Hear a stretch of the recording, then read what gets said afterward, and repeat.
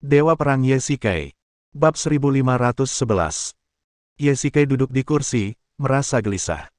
Hanya ada beberapa wakil jenderal yang tersisa di barak.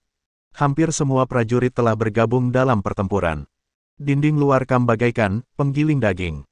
Prajurit dari kedua belah pihak terus bergabung, dan kemudian hanya mayat yang tak terhitung jumlahnya yang tersisa.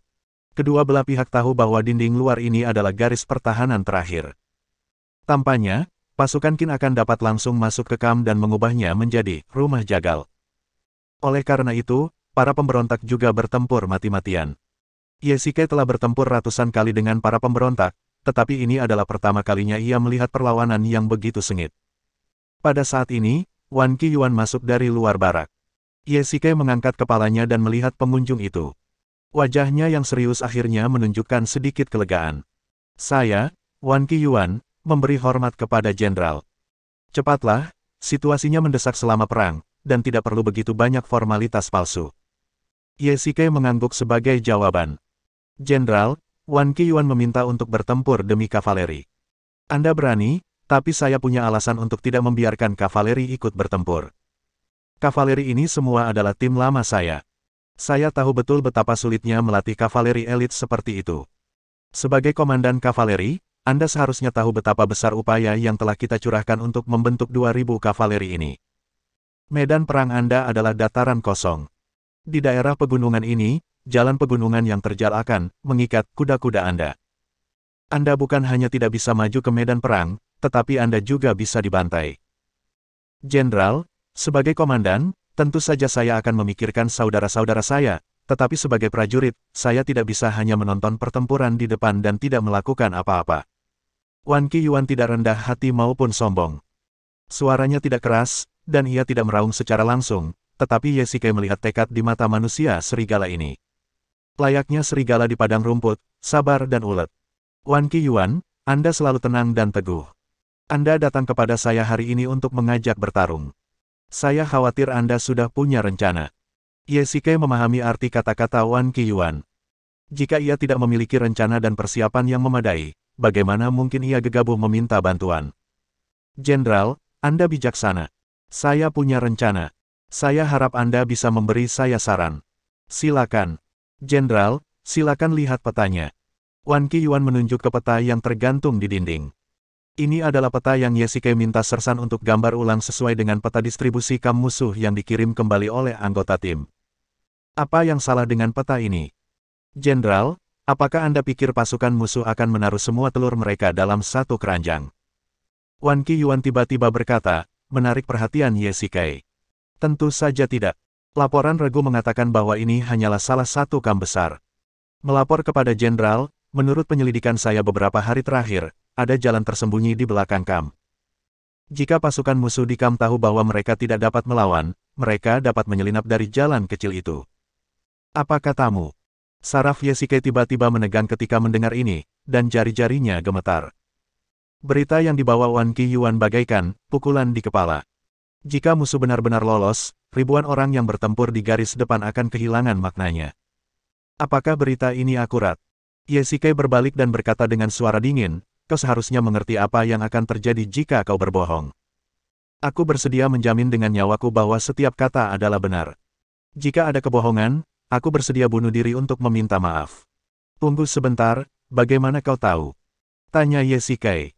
Sejak pasukan memasuki pegunungan, aku mengirim pasukanku untuk menjelajahi jalan setapak dengan kuda-kuda cepat. Ketika aku mengetahui tentang perkemahan musuh, aku mengirim kavaleri ringan untuk mengitari mereka dan secara tidak sengaja menemukan jalan setapak ini. Wan Qiyuan menjelaskan, lalu tiba-tiba ia berlutut dengan satu kaki. Apa yang kau lakukan? Saya khawatir musuh akan melarikan diri lebih awal, jadi saya tidak punya waktu untuk menjelaskannya kepada Anda, Tuan. Saya pun mengerahkan pasukan kavaleri di kamp tanpa izin untuk mengelilingi bagian belakang kamp musuh dan menghalangi jalan mereka. Saat ini, mereka seharusnya sudah hampir sampai. Begitu.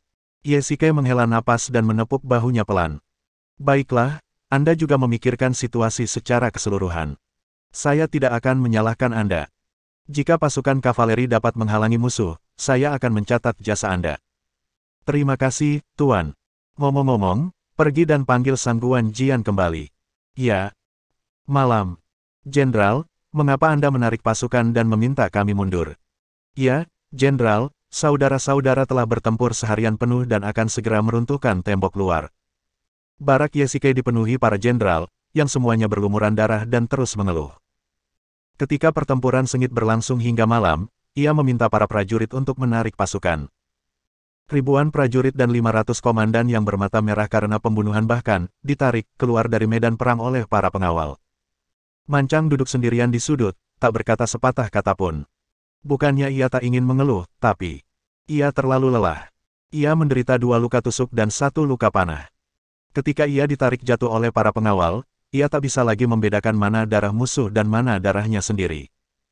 Setelah membunuh puluhan prajurit musuh, bila pedangnya tergulung dan tombaknya patah, ia mengambil senjatanya dari tanah dan melanjutkan pertempuran.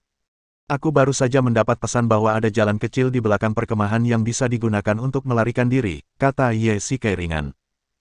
Kabar dari Wan Qiyuan sudah cukup untuk mengubah seluruh situasi, dan Yesike harus menyesuaikan rencananya.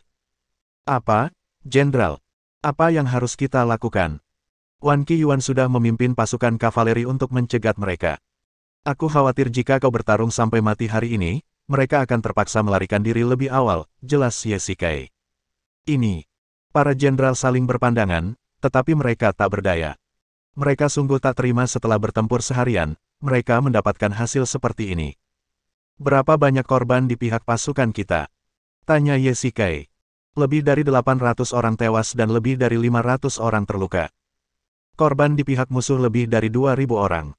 Selain itu, tembok luar kamp telah hancur. Seharusnya akan jauh lebih mudah untuk menyerang kamp besok, lapor Sang Guanjian. Berikan pemakaman yang layak kepada saudara-saudara yang gugur, dan kirim saudara-saudara yang terluka ke garis belakang untuk dirawat, perintah Yesike.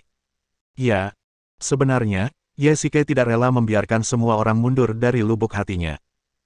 Hal itu tidak hanya melukai moral, tetapi setelah membayar harga ribuan orang, mereka masih belum bisa menghancurkan kamp. Hal ini sulit diterima, terutama bagi para jenderal yang pemarah. Poin lainnya adalah, hal terpenting dalam menyerang kamp adalah mengerahkan upaya bersama. Jika mereka bertarung selama setengah jam lagi, mereka dapat menembus tembok luar. Tetapi jika mereka mundur sekarang, itu akan memberi para pemberontak kesempatan untuk bernapas. Ketika mereka menyerang lagi besok, mereka harus mengerahkan banyak upaya untuk menembus tembok luar. Dengan cara ini, lebih banyak nyawa akan hilang. Bab 1512. Mancang, kau baik-baik saja? Tanya Yesike. Jenderal, jangan khawatir. Aku hanya terluka ringan. Aku bisa bertarung lagi besok. Kita harus merebut kamp. Tolong beri aku waktu setengah hari lagi. Mancang, terlepas dari luka di tubuhnya, berlutut dengan satu kaki dan memberitahu Yesike bahwa ia telah menandatangani perintah militer sebelum pertempuran. Jika Yesike tidak menarik pasukannya malam ini, ia akan dapat merebut seluruh kamp paling lama dalam 2 jam. Kau telah melakukannya dengan sangat baik dan menjadi teladan bagi semua saudara. Sekarang kau terluka, kau harus turun dan sembuh dulu. Yesike tidak tega melihat Mancang mengalami kecelakaan. Terus terang, di antara bawahannya, Mancang adalah orang yang paling ia percayai dan hargai. Dengan seorang jenderal yang begitu tangguh, Yesike tidak akan panik betapapun gentingnya situasi. Gengsi Mancang di ketentaraan juga sangat tinggi. Dengan dia yang menyerang di depan, para prajurit di belakangnya bersedia bertempur sampai mati. Terlebih lagi, ia adalah seorang perwira di Wei Wuzu dan tahu bagaimana mengatur pasukan. Jika ia kehilangan orang kepercayaannya karena impulsifnya, Yesike tidak akan pernah rela. Melalui pertempuran hari ini, kedua belah pihak menderita kerugian besar, tetapi para pemberontak menderita kerugian yang lebih besar. Peralatan mereka tidak sebaik tentara Qin, dan mereka tidak memiliki perlindungan lapis baja yang berat. Selain itu, tentara Qin juga memiliki busur dan panah yang kuat, yang tidak dimiliki para pemberontak. Selain itu, setelah pertempuran sengit hari ini, sebagian besar dinding luar kamp musuh juga rusak. Oleh karena itu, sudah dapat dipastikan bahwa kamp tersebut akan ditaklukkan besok, dan Yesike tidak ingin mengambil risiko lagi. Jenderal, hari ini saya memimpin pasukan saya untuk bertempur selama beberapa jam, dan lebih dari 1000 saudara terbunuh atau terluka. Saya meminta untuk pergi berperang dan membunuh musuh serta merebut kamp secara langsung. Tolong bantu saya. Mancang segera membalas setelah mendengar ini. Ia menganggap pertempuran ini terlalu serius. Hanya dengan mengalahkan mereka sepenuhnya, ia dapat membalas dendam saudara-saudara di benteng Gunung Yingling. Kini Ye Shikai menggantikannya. Bagaimana mungkin ia bisa tahan? Baiklah, tapi kau harus memperhatikan keselamatan. Dokter militer bilang lukamu tidak boleh dibedah lagi, kalau tidak akan merepotkan. Pada akhirnya, Ye Shikai tetap menuruti keinginan Mancang. Bagi orang seperti dirinya, arti penting pertempuran ini bukan lagi sekadar menghabisi kelompok pemberontak ini. Terima kasih atas bantuanmu.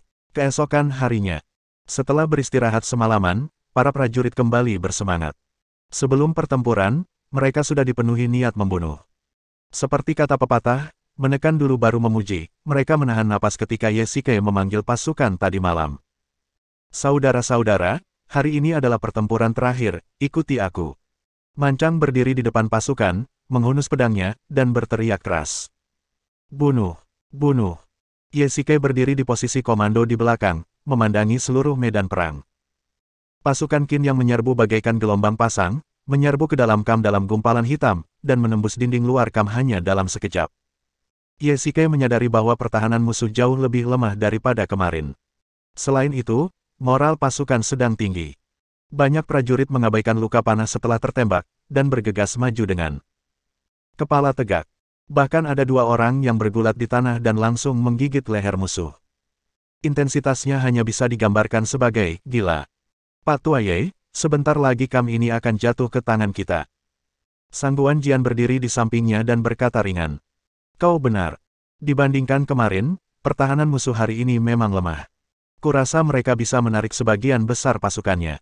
Ye Shikai menganalisis. Ia memerintahkan penundaan serangan untuk mengatur kavaleri besi bagi Wan Qiyuan guna memblokir rute mundur dan mengulur waktu, tetapi ini tidak berarti musuh akan tinggal di kamp dengan patuh.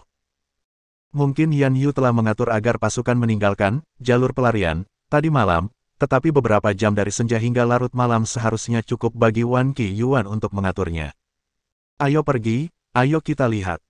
Ye Shikai mengangguk. Oke. 1 jam kemudian. Di kamp, teriakan pertempuran sengit telah menghilang, dan seluruh kamp menjadi sunyi. Pertempuran telah berakhir. Ye Shikai memimpin para penjaga dan berjalan ke dalam kamp, yang sudah penuh lubang. Mayat dan darah berceceran di mana-mana, setengahnya adalah pasukan Qin dan setengahnya lagi adalah pemberontak.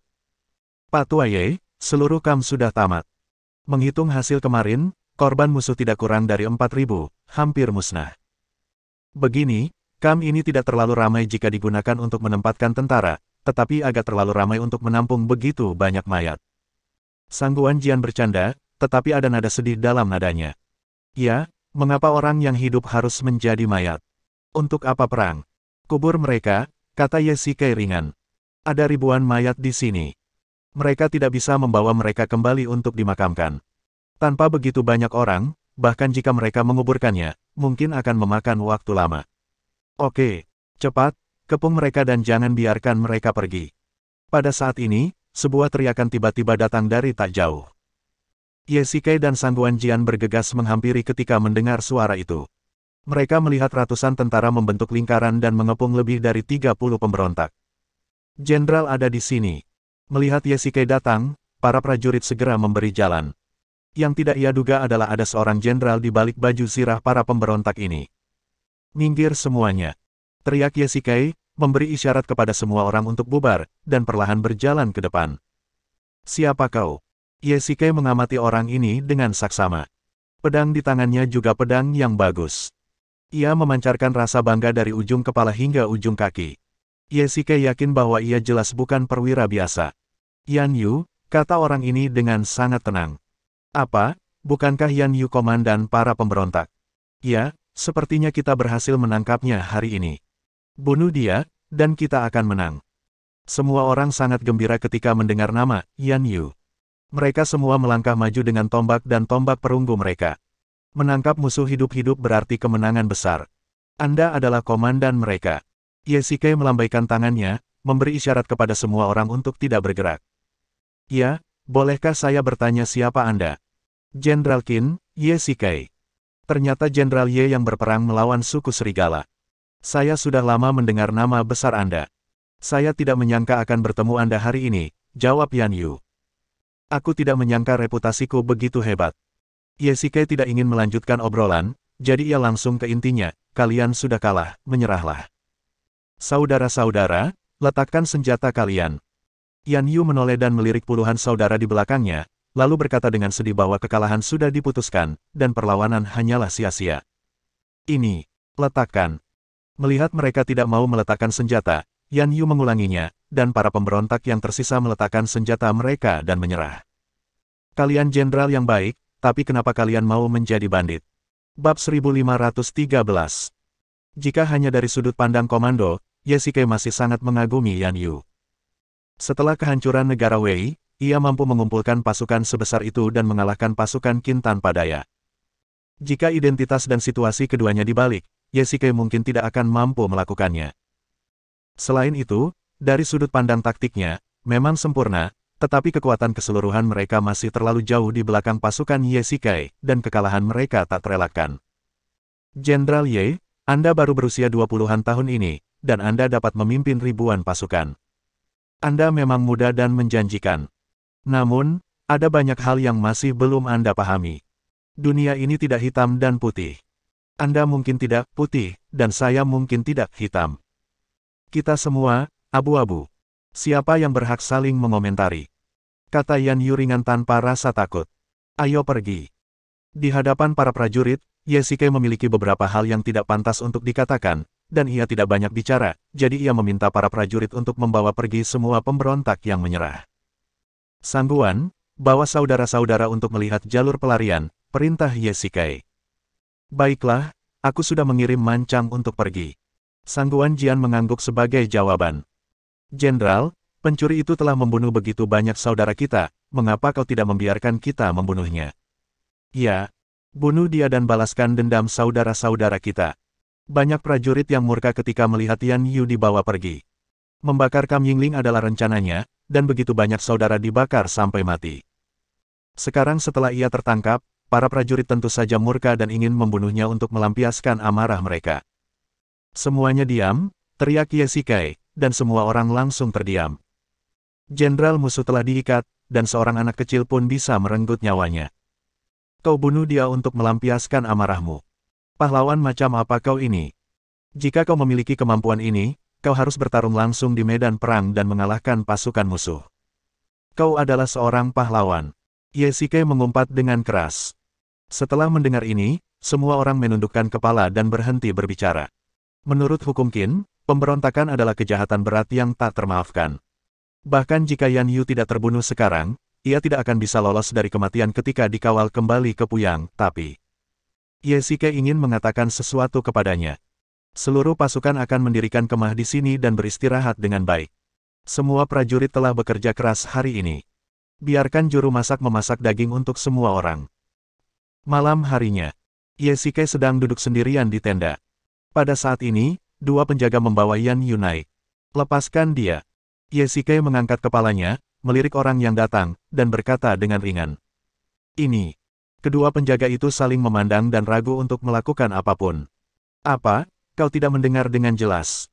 Lepaskan dia. Ye Shikai mengulangi lagi. Ya. Setelah kedua penjaga melepaskan Yan Yu, mereka menatapnya dengan waspada. Tidak ada penjaga lain di tenda sekarang. Jika Yan Yu putus asa, aku khawatir. Kalian semua turun. Jenderal, ayo panggil beberapa pengawal. Tidak masalah, kau boleh pergi. Ye Shikai melambaikan tangannya, dan kedua pengawal itu pergi. Silakan duduk, teh baru tahun ini, cobalah. Ye Shikai sendiri yang menuangkan secangkir teh panas dan mendorongnya ke depan Yan Yu. Jenderal Ye benar-benar orang yang terampil dan berani. Dia bahkan duduk satu meja dengan jenderal musuh tanpa membawa pengawalnya. Apa kau tidak takut aku akan bertindak? Yan Yu tidak gugup. Dia duduk tepat di hadapan Ye Shikai dan menghabiskan tehnya dalam sekali teguk. Kalau kau mau melawan sekarang, kau tidak akan menyerah siang ini. Ye Shikai terkekeh dan berdiri untuk menambahkan teh untuknya. Aku dikepung begitu banyak tentara siang ini. Kalau aku melawan, aku pasti akan dicabik-cabik atau ditembak di saringan. Aku pasti akan mati. Tapi sekarang hanya ada kau dan aku di tenda ini. Kalau aku bertindak, apa kau benar-benar tidak takut? Kata-kata Yan Yu menunjukkan sedikit niat membunuh. Bang! Ye Shikai mengambil pedang panjang dari samping dan melemparkannya ke depan Yan Yu. Bagaimana? Pedang ini ada di depanmu. Jika kau ingin bertindak, kau bisa melakukannya kapan saja. Ye Shikai tampak santai, seolah-olah ia yakin Yan Yu tidak akan bertindak. Bagaimana? Karena kau tidak bertindak, bisakah kita mengganti topik pembicaraan? Ye Shikai kembali ke posisinya. Baiklah, jika kau ingin mengatakan sesuatu, silakan katakan. Yan Yu tidak bodoh. Ye Shikai bersedia menemuinya sendirian. Jelas, ia ingin mengatakan sesuatu, dan itu adalah sesuatu yang tidak pantas didengar orang lain. Orang-orangku melaporkan bahwa ada jalan kecil di belakang kamp yang bisa digunakan untuk melarikan diri, tetapi bahkan di saat-saat terakhir menerobos masuk ke kamp, kau tidak membawa siapapun, jadi kau punya banyak waktu untuk pergi, tanya Ye Shikai. Aku bukan Raja Gunung yang menduduki gunung sebagai raja, juga bukan bandit yang menjadi bandit. Pemberontakan adalah hal yang mulia. Dinasti Qin itu tiran, menindas rakyat, dan membantai orang-orang yang setia.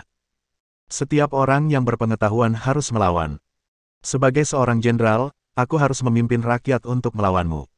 Bahkan jika aku kalah perang, aku harus mati dengan gagah berani dalam pertempuran, alih-alih melarikan diri seperti tikus. Tapi kau tidak mati dalam pertempuran, melainkan menyerah kepadaku. Haha, orang-orang di sisiku hari ini adalah prajurit klanku. Mereka mengikutiku dengan sepenuh hati dan tak pernah menikmati satu hari pun. Aku masih berharap untuk berjuang demi kesempatan agar mereka selamat. Jika aku bertarung sampai mati hari ini, mereka pasti akan mati bersamaku. Yan Yu tersenyum getir, perlahan berdiri, dan membungkuk kepada Ye Shikai. Tolong beri mereka jalan keluar, Jenderal, pinta Yan Yu.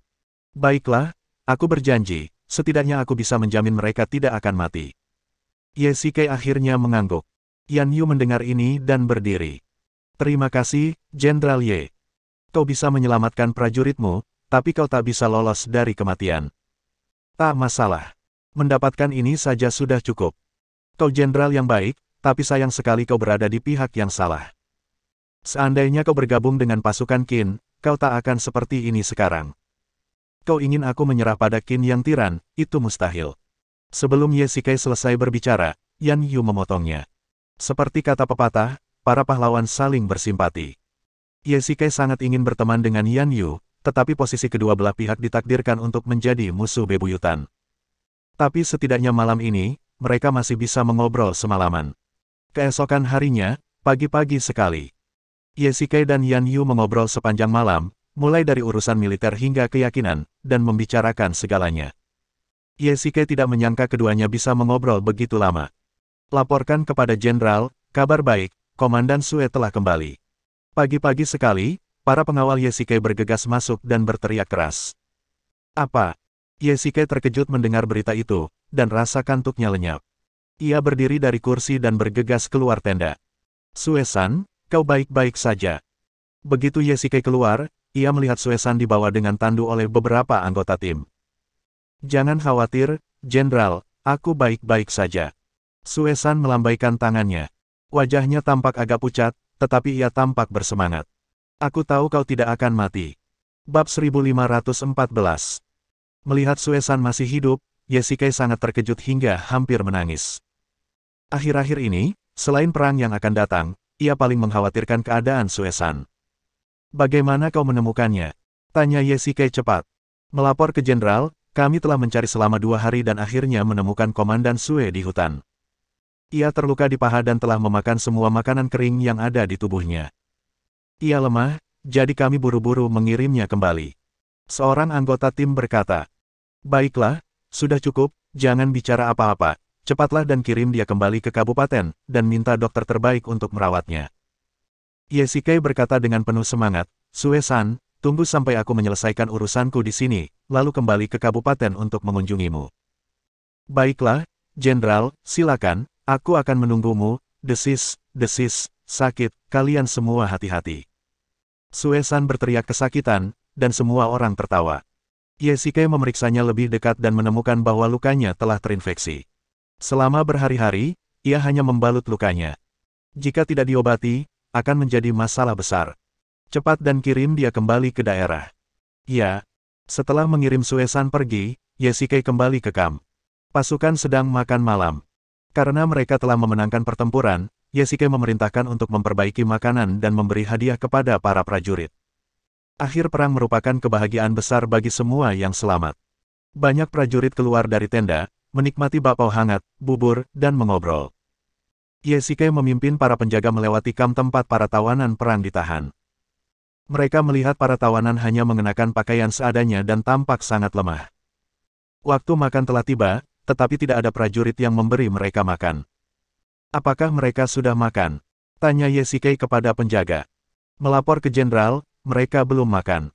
Apakah ransum militer lanjutan belum dikirim? Mengapa kalian tidak memberi mereka makan? Yesike melanjutkan bertanya. Jenderal, bajingan-bajingan ini membunuh begitu banyak saudara kita, bahkan para juru masak pun enggan memasak untuk mereka. Bisik penjaga itu di telinga Yesike. Sejak zaman dahulu, tawanan perang telah menjadi sasaran keluh kesah para prajurit. Merupakan suatu berkah untuk tidak dipukuli dan dimarahi sesuka hati, dan konon mereka diberi makan dengan baik dan berpakaian hangat. Omong kosong, kita ini tentara biasa, semuanya dilakukan sesuai aturan. Kemampuan macam apa yang bisa menyiksa tawanan? Aku, Yesike, paling membenci orang-orang seperti ini. Petik 2. Ini. Jenderal, kalau begitu aku akan memberitahu para juru masak untuk memasak untuk mereka. Cepat pergi, beritahu seluruh pasukan, mereka yang punya kemampuan akan berjuang mati-matian di medan perang, hanya pengecut yang akan menindas tawanan perang, siapapun yang melakukan hal memalukan seperti itu di masa depan, keluarlah. Yesike berkata dengan dingin. Ya, Yesike bukan orang yang mudah ditaklukkan. Dia tidak akan berhati lembut saat menghadapi musuh, tetapi sekarang setelah perang usai, menyiksa tawanan perang tidak ada gunanya. Lagi pula, ada banyak orang jujur di antara lebih dari 1000 tawanan perang. Mereka mungkin hanya bergabung dengan tentara pemberontak untuk mencari nafkah. Lagi pula, dari sudut pandang publik, urusan tawanan perang ini ditangani oleh kantor letnan daerah. Bukan giliran para sersan untuk campur tangan. Poin lain, mungkin sebuah keluh kesah bagi Yan Yu, Yesike masih menunjukkan belas kasihan kepada bawahannya. Para tawanan perang ini juga ikut serta dalam pemberontakan. Saya khawatir banyak dari mereka tidak akan lolos dari kematian. Setidaknya, mereka tidak akan mati kelaparan. Tenda, sudahkah kalian menghitung korban? Kami baru saja menghitungnya. Dalam ekspedisi ke Gunung Binatang ini, total 2056 orang tewas dan lebih dari 1000 orang terluka. Kecuali kavaleri, yang tidak menderita kerugian, tentara dari kam lain menderita kerugian besar. Tidak heran saudara-saudara kita sangat membenci musuh. Sejak kita mengambil alih komando tentara, kita belum pernah menderita pukulan seberat ini. Sangguan Jian mendesah. Tidak sulit untuk menghitung korban. Hanya saja, potongan bambu itu hanyalah serangkaian angka, tetapi kenyataannya mereka adalah saudara yang masih hidup. Lebih dari 2000 saudara tewas. Sangguan Jian juga patah hati dan butuh waktu lama baginya untuk pulih.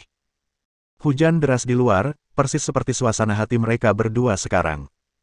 Berikan pemakaman yang layak untuk saudara-saudara yang meninggal. Hujan deras di luar, jalanan becek, dan transportasi sulit. Begitu banyak saudara yang meninggal, dan mustahil untuk mengirim semua jenazah mereka kembali untuk dimakamkan. Mereka hanya bisa dimakamkan di sini. Saya sudah meminta sersan untuk melakukannya. Setelah Yesike membiarkan pasukan beristirahat selama sehari, ia membongkar kemah dan berangkat. Kavaleri berada di depan, dan Mancang memimpin pasukan lapis baja untuk mengawal para tawanan perang. Jika semuanya berjalan lancar, mereka bisa mencapai Kabupaten Baima dalam 1 hari. Jenderal, masih ada ratusan bandit yang tersisa di Gunung Binatang Buas. Apakah kita akan pergi tanpa mengejar mereka? Tanya Wan Qiyuan. Kemarin, ia memimpin pasukan kavaleri untuk memotong jalur mundur musuh dan menangkap banyak musuh yang tersisa, tetapi jalan pegunungan terjal dan tidak mendukung pergerakan pasukan kavaleri. Banyak musuh yang tersisa melarikan diri berkat medan yang terjal, dan Wan Qiyuan tak berdaya. Jangan khawatir, tanpa Yan Yu, mereka tidak akan bisa membuat perbedaan. Paling banter, mereka hanyalah bandit. Kabupaten Baima bisa mengatasinya. Yesike tidak mengkhawatirkan yang lain. Alasan mengapa para pemberontak di Gunung Binatang begitu sulit dilawan adalah karena inti mereka, Yan Yu. Mereka bukan bandit, melainkan pasukan sungguhan, tetapi sekarang Yan Yu telah ditangkap dan kehilangan jiwanya. Bahkan pasukan terbesar pun akan menjadi berantakan. Saya mengerti. Dalam pertempuran ini, Anda memimpin tim untuk menemukan bagian belakang kam musuh, yang merupakan suatu jasa, tetapi Anda memobilisasi pasukan secara diam-diam, yang juga merupakan suatu kesalahan. Jasa dan kesalahan saling mengimbangi. Sulit bagi saya untuk meminta jasa tim kavaleri di kantor gubernur kabupaten, tetapi jangan khawatir, saya akan membalas Anda secara diam-diam. Terima kasih atas kebaikanmu, ini tugasku. Meskipun Wan Qiyuan adalah anggota suku serigala, pikirannya sangat fleksibel. Kuncinya adalah dia kejam dan tidak banyak bicara. Dia bertindak tegas. Dia tampak pendiam, tetapi sebenarnya dia adalah seorang blockbuster. Begitu dia keluar, itu akan menjadi legenda, pedang di tenggorokan. Tentu saja, ini juga sejalan dengan karakteristik serangan mendadak kavaleri. Untungnya, Wan Qiyuan adalah bawahannya. Jika dia ditempatkan di suku serigala, dia pasti akan menjadi mimpi buruk bagi pasukan Qin di masa depan. Jika orang ini tidak bisa kumanfaatkan, dia harus kubunuh. Dilihat. Dari fakta bahwa Wan Qiyuan memobilisasi pasukan secara diam-diam, dia adalah orang yang berani melakukan hal-hal besar, dan Ye Shikai mau tidak mau harus waspada. Pasukan belum kembali ke daerah itu, tetapi berita kemenangan telah sampai di daerah Baima. Setelah mendengar kemenangan di Gunung Binatang Buas, orang-orang yang sebelumnya melarikan diri pun kembali dan memblokade gerbang kota. Selain itu, utusan itu seharusnya juga menyampaikan berita kemenangan itu ke Puyang. Jenderal, Hakim Kabupaten Baima telah mengundang kita untuk memberi penghargaan kepada prajurit kita. Seorang prajurit yang datang dari luar kota menghampiri Ye Shikai dan menyerahkan surat tulisan tangan hakim. Tuan, kita telah menyelesaikan krisis di Kabupaten Baima kali ini, yang merupakan bantuan besar bagi hakim. Apakah Anda ingin pergi? Lupakan saja, para prajurit sudah sangat lelah. Tidak ada gunanya menerima hadiah-hadiah kosong itu. Mari kita istirahat setelah kita kembali ke Kabupaten Puyang. Bab 1515. Semua pasukan, dengarkan perintahku. Targetkan Puyang, maju dengan kecepatan penuh. Ye Shikai memerintahkan. Jika semuanya berjalan lancar, mereka bisa tiba dalam 2 hari. Namun, mengawal tawanan perang adalah masalah yang merepotkan. Jumlah mereka lebih dari 1.000 orang. Jika mereka tidak dikendalikan dengan baik, itu akan menjadi masalah besar. Mancang adalah pria yang pemarah. Jika Ye Shikai tidak memberi perintah untuk melarang menyakiti para tawanan, ia mungkin telah mengubur mereka hidup-hidup. Ye tua, kerugian kita kali ini tidak sedikit. Ini hanya bisa dianggap sebagai kemenangan yang menyedihkan. Sangguan Jian mendesah. Meskipun 5 atau 6.000 pemberontak di Gunung Binatang Buas pada dasarnya telah dibasmi, sebagai jenderal, baik Ye Shikai maupun Sangguan Jian tidak puas dengan rasio kerugian ini. Alasan utamanya adalah kerugian di Camp Eagle Ridge terlalu besar. Memang, kita harus mengisi kembali pasukan kita setelah kita kembali. Ye Shikai mengangguk sebagai jawaban. Pertempuran ini adalah pelajaran baginya. Beginilah cara memimpin pasukan. Kau tidak boleh bersantai sama sekali. Dalam perjalanan, masih banyak tentara yang memukuli dan memarahi tawanan perang. Bahkan, ia bisa mengerti bahwa mereka tidak tahan melihat saudara-saudara mereka dibakar sampai mati. Jika Ye Shikai tidak mengirim pasukan besar untuk melindungi Yan Yu, ia mungkin telah ditembak oleh tentara bahkan sebelum ia keluar dari Gunung Binatang Buas. Di seluruh Dongjun, skala kelompok pemberontak Yan Yu adalah yang terbesar, tanpa diragukan lagi. Kali ini, melenyapkan mereka merupakan pukulan berat bagi para pemberontak di seluruh wilayah, dan Dongjun akan memiliki masa damai yang panjang. Ketika ia kembali ke Dongjun, misi Ye Shikai telah sepenuhnya selesai. Ia bisa saja ikut campur dalam nasib Yan Yu dan para pemberontak ini, tetapi ia tidak bisa memutuskan. Ini urusan Ma Yao. Terus terang, seorang veteran seperti Yan Yu adalah lawan yang tangguh. Sayang sekali posisi mereka berseberangan, dan mereka ditakdirkan untuk kalah-kalah. Dongjun, rumah keluarga Ye. Nyonya, kabar baik. Lotus bergegas ke kamar He Linghan dan berkata dengan penuh semangat. He Hua, kenapa kau masih begitu tidak sabar? Kalau ada yang ingin kau katakan, bicaralah pelan-pelan. He Linghan meletakkan sulaman di tangannya, berdiri, dan memarahi dengan lembut. Nyonya, ini benar-benar berita bagus. Baru saja, kantor letnan daerah mengirim pesan bahwa sang jenderal telah membasmi pasukan bandit di Gunung Binatang Buas dan telah kembali. Lotus berkata dengan lantang. Benarkah? Hebat sekali. Sudut bibir He Linghan terangkat, dan wajahnya yang tadinya muram akhirnya menunjukkan sedikit kelegaan, lalu berubah menjadi terkejut, dan tangannya pun gemetar. Ngomong-ngomong, apakah dia terluka? Tanya He Linghan segera. Ini. Kantor hakim daerah tidak mengatakan apa-apa, tapi dia seorang jenderal, bagaimana mungkin dia begitu mudah terluka? Seharusnya dia sedang dalam perjalanan pulang sekarang. Ngomong-ngomong, hakim daerah juga mengirim banyak hadiah ke rumah ini, dan para pelayan sedang sibuk menghitungnya. Titik petik 2. Lotus sangat gembira. Ada gelang giok dan perkakas emas dan perak yang tak terhitung jumlahnya di dalamnya. Aku bahkan belum melihatnya. Aku tidak peduli dengan uangnya, aku hanya peduli padanya. Lotus, suruh para pelayan bertanya dan bertanya kapan pasukan akan kembali. Baiklah, aku akan segera pergi. He Linghan berjalan ke ruang tamu. Benar saja, para pelayan sedang memindahkan kotak-kotak hadiah.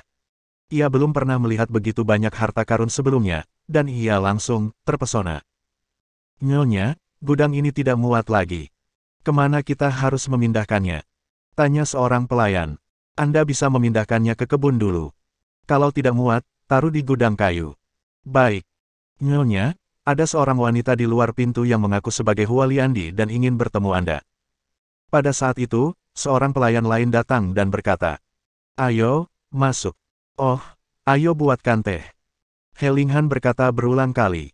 "Baiklah, aku akan segera pergi." Di ruang tamu. Nona He, lama tak bertemu. Hualiandi selalu memakai masker saat bertemu orang asing, tapi kali ini, ia tidak memakai masker saat berada di luar pintu. Sepertinya ia tidak takut orang lain mengetahui keberadaannya. Kau datang dari jauh. Maafkan aku karena tidak menyambutmu. He Linghan tersenyum dan menuangkan secangkir teh hangat untuk Hualiandi. Cobalah. Terima kasih. Hualiandi menyesap teh hangatnya dan berkata ringan. Kudengar dia menang di garis depan. Selamat untuk Nona He. Aku khawatir Ye Mansion akan ramai di masa depan. Canda Hualiandi. Setelah pertempuran ini, reputasi Ye Shikai di Dongjun semakin tersohor.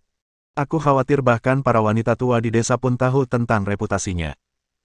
Sebagai anggota keluarga, He Linghan pasti akan berhubungan dengan pejabat di semua tingkatan dan keluarga-keluarga ternama di Dongjun. Kau bercanda. Aku hanya seorang wanita. Aku sudah cukup membantunya mengurus keluarga. Cukup untuk kita berdua hidup rukun. Kita tidak bisa menghabiskan semua uang ini dalam 10 kehidupan. Apa gunanya punya begitu banyak? He Linghan menggelengkan kepalanya. Ketika menerima hadiah dari gubernur daerah, ia tidak terlalu senang. Sebaliknya, ia langsung tersenyum ketika mendengar Hualiandi telah tiba. Yah, kau benar. Secercah kekecewaan terpancar di mata Hualiandi. Ngomong-ngomong, aku dengar dia bilang kau harus sering bepergian ke 7 negara untuk urusan bisnis. Kali ini kau kembali. Sejujurnya, kepulanganku kali ini bukan kebetulan, tapi ada sesuatu yang ingin kubicarakan dengannya. Hualiandi tidak menyembunyikan tujuannya dan mengatakannya. Benarkah? Ada apa? Tanya He Linghan. Ini. Nona He, maafkan aku karena tidak bisa mengatakannya. Masalah ini menyangkut dirinya, tapi yakinlah bahwa masalah ini tidak akan membahayakannya. Hualiandi juga cukup malu. Bagaimanapun, He Linghan kini telah menjadi istri Ye Shikai dan mereka adalah sebuah keluarga, sementara Hualiandi hanyalah teman baik Ye Shikai. He Linghan berhak menanyakan hal itu. Baiklah, karena kau punya urusan pribadi untuk ditanyakan, aku tidak akan menanyakannya lagi. Kau jarang kembali. Aku akan segera meminta para pelayan untuk membersihkan rumah. Kau bisa tinggal di rumah ini selama beberapa hari lagi. He Linghan tidak meragukannya. Sebaliknya, ia menyetujuinya dengan sangat segera. Terima kasih banyak. 2 hari kemudian, di kamp militer Puyang. Mancang, kau bawa orang-orang untuk menempatkan tawanan perang ini di kamp terlebih dahulu, dan kirim pasukan lapis baja untuk menjaga mereka. Jangan sampai ada kesalahan. Baik, saya patuhi perintah Anda. Mancang berbalik dan pergi. Penjara di daerah itu tidak dapat menampung begitu banyak tawanan perang sekaligus, jadi mereka hanya bisa ditempatkan di kamp militer terlebih dahulu. Namun, mereka dilucuti senjatanya, dan ada ribuan tentara yang berjaga di sana, sehingga mereka tidak punya kesempatan untuk melawan. Ye Shikai berjalan ke barak tempat Yan Yu sedang membaca buku militer. Ini tentu saja merupakan hak istimewa yang diberikan Ye Shikai kepadanya, jika tidak, ia tidak akan bisa hidup nyaman seperti itu. Bagaimana? Kau pasti lelah setelah berkeliling beberapa hari ini. Jika kau ada keperluan, katakan saja padaku, kata Ye Shikai ringan. Tidak lebih. Yan Yu tentu saja sudah tahu bahwa mereka telah tiba di Puyang, dan ia juga tahu bahwa kematiannya sudah dekat, tetapi ia bertindak dengan sangat tenang. Bersambung.